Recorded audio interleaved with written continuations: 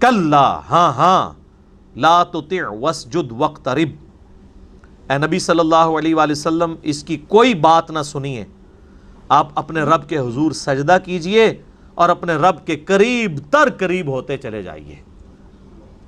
آیت سجدہ ہے۔ اللہ اکبر۔ اس سجدے میں ماتھا زمین پہ رکھنا شرط نہیں ہے، ٹو باؤ ڈاؤن ہے۔ میں نے سجدہ تلاوت کے احکامات پہ مسئلہ 115 ڈیٹیل ریکارڈ کروایا ہے، جس میں میں نے کئی احادیث پیش کی ہیں صحیح بخاری سے۔ عبداللہ ابن عمر رضی اللہ تعالیٰ عنہ جب بیٹھے ہوتے تھے سواری پہ، بغیر وضو کے قرآن پڑھ رہے ہوتے تھے، اور اس دوران جب سجدہ آتا تھا تو بس صرف سر جھکا کے ٹو باؤ ڈاؤن کر لیتے تھے۔ تو اس کے لیے نہ تو وضو ہونا شرط ہے آیت سجدہ کے لیے، اور نہ زمین پہ ماتھا رکھنا شرط ہے، بس صرف سر تسلیم خم کرنا ہے، یہ کافی ہے، وہ اعلیٰ ترین درجہ ہے۔ ڈاکٹر اسرار صاحب رحمہ اللہ بیان القرآن کے دوران جب کبھی بھی آیت سجدہ آتی تھی تو وہ اپنی ویڈیو کو رکوا کے زمین پہ اتر کے سجدہ کرتے تھے۔ ظاہر ہے بیچارے انفیوں میں بیٹھے ہوئے تھے، تو انفی تو یہ مسئلے سمجھتے ہی نہیں ہیں، انہوں نے قرآن حدیث تو پڑھنا نہیں ہوتا۔ ابھی ہوتے تو میں ان کو ریکویسٹ کرتا کہ سر آپ بھی میری طرح یہ کام کرتے رہتے، کم از کم یہ مسئلہ تو لوگوں کو سمجھ آ جاتا، ٹھیک ہے۔ لوگوں نے تو سجدے سنبھال کے رکھے ہوتے ہیں۔ وہ میری دادی ماں بھی اکثر پوچھ رہے میرے تے اینے قرآن ہوئے تے انو 14 نظر اینے سجدے نے میں کڈنے نے، وہ میں جی جتھے بہ کے پڑھ رہے ہوں اتھی کڈ لیا کرو۔ اب بوڑھی عورت جو نماز بھی اشاروں سے پڑھتی ہوں یا کرسی پہ بیٹھ کے، ان کے لیے سجدے کڈنا، سجدے تھلے ہی جا کے کڈ دے رہے، حالانکہ یہ کوئی سنت نہیں ہے۔ سنت تو یہ ہے کہ جب آپ بیٹھے ہوئے ہیں تو آپ نے صرف سر جھکانا ہے۔ تو میں نے سجدہ تلاوت کے اوپر مسئلہ 115 ڈیٹیل سے ریکارڈ کروایا ہے، تو اور اس میں میرا ایک کلپ بھی بنا تھا کہ پاکستانی کرکٹ ٹیم کے نکاح ٹوٹ چکے ہیں، کیونکہ حنفیوں کا موقف یہ ہے کہ اگر کوئی آیت سجدہ یا شکر کا سجدہ بغیر وضو کے کر لے تو یہ اللہ کی توہین ہے، تو اللہ کی توہین ہے تو کفر ہے تو نکاح بھی ٹوٹ گیا۔ تو پاکستانی ٹیم تو جب کبھی جیت جائے بیچاری مشکل سے، زیادہ تر تو ہار ہی رہی ہے، تو وہ تو اسی ٹائم سجدے میں گرتے ہیں، سینچری کرے سجدے میں جاتے ہیں، تو وضو تو نہیں کیا ہوتا۔ تو میں نے اس پہ کہا تھا کہ پاکستانی ٹیم کے نکاح ٹوٹ چکے ہیں۔ ہاں جی، حنفیوں کے نزدیک ٹوٹ چکے ہیں، وہ بیچارے اگر خود حنفی ہیں تو ان کے نکاح ٹوٹ چکے ہیں جناب۔ تو اب یہ نہ ہو کہ آندھا وہ سجدہ کرنا ہی چھوڑ دیں، سجدہ آپ کریں، آپ کا مسئلہ غلط ہے۔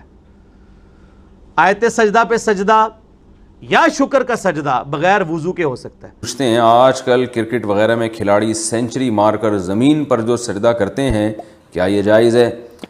نیز کیا عام موقع پر بھی کسی خوشی ملنے پر سجدہ کر سکتے ہیں، اور اس کے لیے کیا وضو ضروری ہے؟ جناب شہزاد صاحب، سجدہ بھی نماز ہی کی طرح ہوتا ہے، لہذا جمہور کے نزدیک جو راجح قول ہے وہ اس کے مطابق باوضو ہو کے سجدہ کرنا ضروری ہے۔ تو کھلاڑی اگر سینچری بنا کے سجدہ کرتے ہیں تو انہیں چاہیے کہ گراؤنڈ میں جانے سے پہلے وضو کر کے جائیں اور سینچری تک اس وضو کو سنبھال کے رکھیں۔ اور میرا خیال ہے آج کل جس طرح کے کھانے کھائے جا رہے ہیں تو سینچری بنانا آسان ہے، اتنی دیر تک وضو سنبھال کے رکھنا تھوڑا مشکل کام ہے، لیکن بہرحال اگر کسی کا وضو ہو تو وہ اس وضو کے حالت میں سجدہ کیا جا سکتا ہے، اگر وضو نہیں ہے تو پھر سجدہ نہیں کیا جا سکتا۔ صحیح اور راجح قول یہی ہے۔ اور اس پہ قبلہ رخ ہونا بھی شرط نہیں ہے،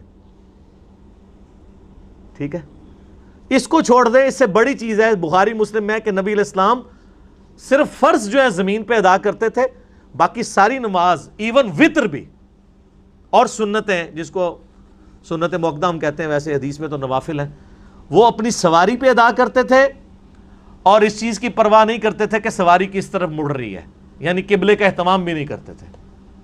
قبلے کی اہتمام کی شرط جو ہے وہ صرف فرض نماز کے لیے۔ ایک بندہ گاڑی میں بیٹھا ہے، بس میں بیٹھا ہے، ٹرین میں بیٹھا ہے، جدھر مرضی جا رہا ہے وہ نفل جتنے مرضی پڑھے، اور وہ نفل بیٹھ کے پڑھنا سنت ہے وہاں پہ۔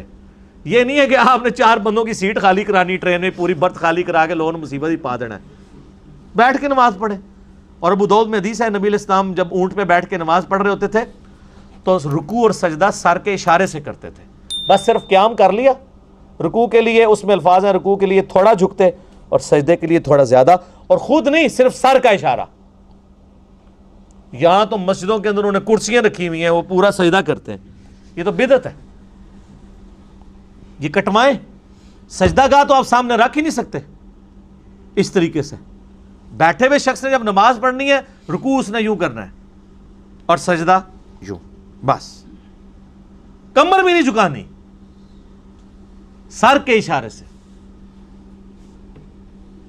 کوئی شاید تو صحیح بھی دسی ہے کسی نے، داڑیاں چٹیاں ہو گئی نے تہاڈیاں اللہ دے بندے ہو، تے اے تانوں کہانیاں کرا کرا کے پورا دین دا انہوں نے ہر شے پٹھی دسی تانوں۔ تو یہ آیت سجدہ تھی، اور آپ دیکھیں اس میں نبی علیہ السلام کو حکم دیا جا رہا ہے آپ سجدہ کریں اور اپنے رب کے قریب ہوتے جائیں۔ صحیح مسلم میں حدیث ہے، نبی صلی اللہ علیہ وآلہ وسلم نے فرمایا انسان اللہ تعالیٰ کے حضور نماز کی حالت میں سب سے قریب اپنے رب کے اس وقت ہوتا ہے جب وہ سجدے کی حالت میں ہوتا ہے، لہٰذا سجدے میں خوب دعائیں مانگا کرو۔ اور بخاری مسلم میں حدیث ہے جب یہ سورہ النصر نازل ہوئی نا، اذا جاء نصر اللہ والفتح، اس کے اینڈ پہ کیا آتا ہے کہ اے نبی علیہ السلام اپنے رب کے حضور استغفار کیجئے۔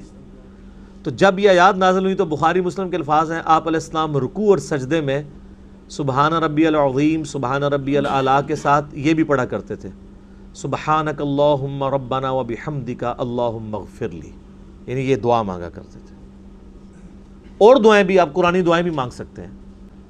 آیت سجدہ میں آپ جتنی دفعہ آیت تلاوت مرضی کریں، ایک نشست میں سجدہ ایک ہی دفعہ کرنا ہے، اور یہ سجدہ واجب نہیں ہے، سنت ہے، اگر کوئی نہیں کرے گا گناہگار نہیں ہوگا۔ بخاری مسلم میں ایسی حدیث ہے صحیح بخاری کے اندر کہ نبی علیہ السلام نے کئی بار آیت سجدہ کی ہے اور اس کے اوپر سجدہ نہیں کیا، یہ واجبیت کے درجے میں نہیں ہے۔ اور قرآن کے 14 سجدے نہیں ہیں، 15 ہیں۔ ویسے ہر قرآن میں 15 لکھے ہوتے ہیں، سورہ حج کے اندر 2 سجدے ہیں، لیکن وہ دوسرے سجدے کے آگے لکھا ہوتا ہے عند الشافعی۔ تو میرا ایک معصومانہ سوال ہے کہ امام شافعی تو پیدا ہوئے ہیں 150 ہجری میں، فوت ہوئے ہیں 204 ہجری میں، پہلے 150 سال کے جو مسلمان تھے ان کے پاس قرآن میں کیا لکھا ہوا تھا؟ ہائے ہائے ہائے۔ اور اگر وہ پہلے 150 سال کے قرآن میں سجدہ نہیں لکھا تھا اور امام شافعی نے آ کے داخل کیا ہے تو پھر قرآن محفوظ کیسے ہے نا؟ ان مسئلہ حل کرو۔ او میرے بھائی، امام شافعی کے ابا جی، ان کے دادا جی کی پیدائش سے پہلے کی حدیثیں موجود ہیں کہ سورہ حج کے اندر 2 سجدے ہیں۔ حدیثیں تو نبی علیہ السلام کی ہے نا، یہ آپ علیہ السلام کی احادیث کے اندر موجود ہے۔ جامعہ ترمذی کے اندر وہ والی سند تو کمزور ہے، اور باقی کتابوں میں آپ کو مضبوط اسناد ملیں گی۔ میں نے وہ مسئلہ 115 میں سارے حدیثوں کے نمبر بتائے ہیں۔ یہ تو نبی علیہ السلام نے سورہ حج میں 2 سجدے کیے ہوئے ہیں، تو وہ امام شافعی کا سجدہ نہیں ہے، وہ نبی صلی اللہ علیہ وآلہ وسلم نے سجدہ تعلیم فرمایا۔ تو جن لوگوں کو ٹینشن پڑ جاتی ہے، جو بڑا سمجھائے لوگ نہیں سمجھتے، خزمانو کھان نہیں سمجھتے، دفعوں قرآن میں بار بار اس لیے وما علینا الا البلاغ، آپ کا کام صرف پہنچانا ہے، منوانا آپ کا کام نہیں ہے۔ سورہ بقرہ میں ہم آپ سے نہیں پوچھیں گے لوگ دوزخ میں کیوں چلے گئے، خود گئے ہیں، آپ کا کام صرف بتانا تھا، نہیں مانا تو جائیں، اللہ بے پرواہ ہے۔ اور آپ وہ آیات بھی پڑھ کے دیکھ لینا تو آیات کا اسلوب بھی بتا رہا ہے کہ وہ آیت سجدہ ہے۔ جو میں نے کہا نا قرآن کا ایک خاص اسلوب ہے، وہ اسلوب حفاظت کرتا ہے۔ یہ میں آپ کو وہ سجدہ بتانے لگوں جو سجدہ نہیں کرتے نا۔ پارہ نمبر 17 کا آخری صفحہ ہے، آپ کا جو پیج ہے 342، یہ آیت نمبر ہے 77، 342، یہ بلو والا قرآن ہے، 17 نمبر پارے کا آخری صفحہ ہے، اس کے اینڈ پہ پہنچ جائیں تو یہ آیت آ رہی ہے یا ایھا الذین آمنوا ارکعوا واسجدوا، اے ایمان والو رکوع کرو، سجدے کرو، واعبدوا ربکم، اور اپنے رب کی عبادت کرو، فافعلوا الخیر لعلکم تفلحون، اور ہر نیکی کا کام کرتے رہو تاکہ تم کامیاب ہو جاؤ۔ اس میں تو حکم ہے، اس کا ترجمہ آپ دیکھ لیں، رکوع کرو، سجدہ کرو، عبادت کرو۔ یہ اپنے اسلوب میں بتا رہا ہے کہ اللہ تعالیٰ نے تینوں چیزیں ایک جگہ جمع کی ہیں، رکوع، سجدہ اور عبادت۔ تو آپ دیکھیں اس کے ساتھ لکھا ہے نا سجدہ عند الشافعی، لکھے ہے نا، اے جو سجدہ جڑے حنفی نہیں جے کرتے، اے 15واں سجدہ ہے۔ اور آج جو ہم نے سجدہ کیا ہے نا، یہ قرآن کا آخری سجدہ تھا سورۃ العلق کے اندر، اب کوئی سجدہ نہیں آئے گا انشاءاللہ۔ اب نیکسٹ جب قرآن شروع کریں گے پھر شروع سے، تو پہلا سجدہ جا کے سورۃ الاعراف میں آتا ہے 9ویں پارے کے اندر، اور آخری جو ہے پارہ نمبر 30 میں سورۃ العلق میں. یہ سجدہ ہے جو یہ مس کرتے ہیں. سورہ حج میں آلریڈی ایک سجدہ موجود ہے، یہ دوسرا سجدہ ہے، اور سورۃ الحج کی یہ فضیلت ہے کہ اس میں 2 سجدے آئے ہیں. تو یہ عند شافعی نہیں ہے. میں نے بلکہ وہ شیعہ کا بھی چھپا ہوا قرآن دیکھا نا، تو وہ سیم یہی قرآن چھپا ہے، ادھر بھی عند شافعی لکھا ہوا تھا. تو میں نے کہا یار آپ لوگوں کو تو چلو سنیوں کو تو ویسے ہی کوئی مت نہیں ہے، آپ لوگوں کو تو سمجھ ہونی چاہیے کہ یار امام شافعی سے پہلے امام جو ہیں وہ امام باقر گزرے ہیں، امام جعفر گزرے ہیں. آپ فقہ جعفری ان کی طرف منسوب کرتے ہیں. امام جعفر کے بیٹے تھے امام موسیٰ کاظم. امام موسیٰ کاظم کے صحابی ہیں حضرت امام شافعی. یہ صحابی وہ والا نہیں، یعنی صحبت کرنے والے. تو آپ شیعہ سے اگر پوچھیں نا تو وہ تو حضرت علی کے صحبت کرنے والوں کو بھی کہتے ہیں یہ حضرت علی کا صحابی ہے، یہ امام حسین کا صحابی ہے، یہ امام زین العابدین کا صحابی ہے. تو ان سے پوچھیں کہ امام موسیٰ کاظم کے جو صحابی ہیں تو وہ آپ کو ٹاپ آف دا لسٹ صحابی جو بتائیں گے وہ امام شافعی ہیں. ٹھیک ہے، اسی لیے امام شافعی نے وہ شعر بھی کہا نا، ان کان رفدن حب آل محمد فلیشہد الثقلان انی رافضی. اگر بالفرض اہل بیت کی محبت کا نام رافضی ہونا ہے تو تم گواہ ہو جاؤ کہ میں رافضی ہوں، کیونکہ امام شافعی شاگرد تھے امام موسیٰ کاظم کے. امام موسیٰ کاظم کے والد ہیں امام جعفر، اور امام جعفر کے 2 بیٹے تھے، امام اسماعیل اور امام موسیٰ کاظم. جو اتنا عشری شیعہ ہیں وہ امام موسیٰ کاظم کو مان رہے ہوتے ہیں، اور اسماعیلی وہ ہیں جو امام اسماعیل کو. یہ اسماعیل حضرت ابراہیم کے بیٹے نہیں ہیں، یہ امام جعفر کا بیٹا اسماعیل ہے. تو امام جعفر کی فقہ پہ آپ چل رہے ہیں. امام جعفر کے بیٹے کا صحابی ہے جس کا نام آپ نے لکھا ہوا ہے ادھر.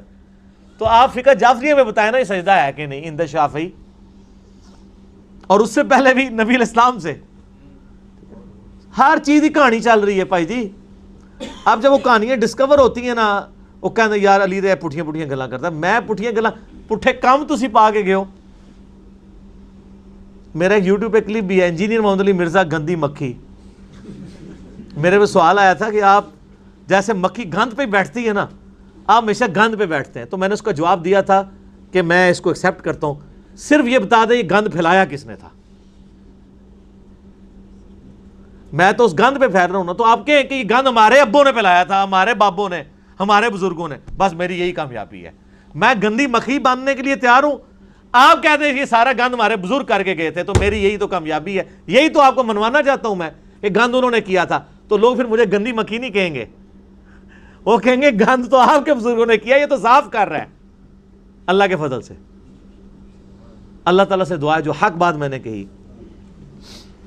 اللہ تعالیٰ ہمارے دلوں میں راسخ فرمائے. اگر جذبات میں میرے منہ سے غلط بات نکل گئی اللہ تعالیٰ ہمارے دلوں سے معاف کر دے.